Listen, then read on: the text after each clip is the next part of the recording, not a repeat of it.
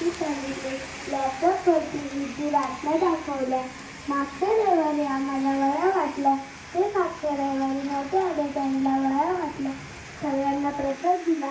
आम्ही सगळे स्वामीच्या पाया पडलो, त्यांना मुजरा केला. काकांनी आम्हाला घरी मार्गस्थ होण्याच्या सूचना दिल्या. राष्ट्रगीत झाले, प्रार्थना झाले. धन्यवाद. आपण याच्यावरून एक मेमरी टेस्ट करत आहोत. लक्षात आलं का की कोणाच्या किती लक्षात आणि कोणाची मेमरी किती शार्प आहे किंवा कुठपर्यंत लिहू शकतो. आलं लक्षात. खूप सुंदर, म्हणजे जवळपास भरपूर असं डिटेलिंग तिने लिहिलं, जे तिने म्हणजे ऑब्झर्व केलं ते सगळं लिहिलं. हा, नेक्स्ट. सगळ्यांनी यायचं. ज्यांनी हात वरती केले सगळ्यांनी यायचं. हळूहळू हळूहळू. माझे नाव जीविका गणेश. इयत्ता 7वी. गणित विषय. आम्ही मठात गेलो आणि स्वामींचे स्मरण केले व प्रार्थना केली. नंतर काकांनी आम्हाला एक व्हिडिओ दाखवला. त्या व्हिडिओमध्ये आम्हाला दुसऱ्या देशातील मुले होती. 3 मुले होती. पहिल्यांदा रुबिक क्यूब सॉल्व केला. डोळ्यावरती पट्टी बांधून 2 मिनिटांवर डोळ्यावर पट्टी बांधून आणि दुसरे सुद्धा डोळ्यावर पट्टी बांधून जे काही त्यांच्या समोर ठेवून ते लक्षात ते काय आहे ते. समोर तिसरे सुद्धा डोळ्यावर पट्टी बांधून कोणताही पुस्तक वाचू शकत होता. तर व्हिडिओ संपला. मग काकांनी आम्हाला प्रश्न विचारले आणि आम्ही त्यांची उत्तरे सांगितली. उत्तरला लक्षात ठेवून आम्ही घरी निघालो.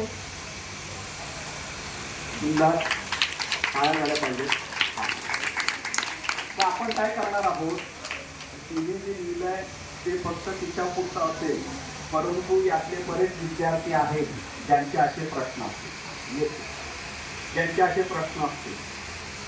लक्षात आलं का. आता तिने त्याच्यामध्ये काय दिलं की ती मुलं बाहेरच्या देशातली होती. नाही, ती मुलं भारतातलीच होती. फक्त ती जी टेक्निक आहे ती जॅपनीज आहे. आलं लक्षात. जॅपनीज पण नाही आहे, की आपलीच सनातन धर्म आपल्या ऋषीमुनींनी आविष्कार केलेले आहेत त्याच्यावर. आणि ते जापानवरून इकडे आले, त्यांनी ते अथर्व वेदातील सगळं शिकून घेतलं आणि त्यांनी स्वतःचं असं पॅटर्न बनवलं आणि त्याच्यानुसार आपली लोक आता ते शिकत आहेत. पण सगळ्यात महत्त्वाचं, ऋषीमुनींनी आपल्याला ती शिकवलेली आहे. ती विद्या असेल, ती पॉवर असेल, ते सगळं आपलं आहे, परंतु आपलं तिकडे लक्ष नाही, म्हणून ते दाखवण्याचा एक प्रयास होता. असो. माझं नाव दुर्वा दत्ताराम झाले. इयत्ता 6वी. शाळा विद्याभवन. मी माझ्या पुस्तकात संत ज्ञानेश्वर महाराजांबद्दल लिहिलेले आहे. काकांनी जसं सांगितलं, संत ज्ञानेश्वर महाराजांनी समाधी 14व्या वर्षी घेतली. ज्ञानेश्वर माऊलींनी समाजासाठी 12व्या वर्षी कार्य करायचे ठरवले. संत ज्ञानेश्वर माऊली निर्जीव वस्तू वशमध्ये करू शकत होते. एक संत ज्ञानेश्वर माऊलींना भेटायला वाघावर बसून गेले होते. ते संत सजीव गोष्टींना वशमध्ये करू शकत होते. हरिमुखे म्हणा हे वाक्य रेड्याच्या मुखातून बोलले गेले. मुखात मुक्ताईने संतांचे पाठीवर पाटल्या भाजल्या होत्या.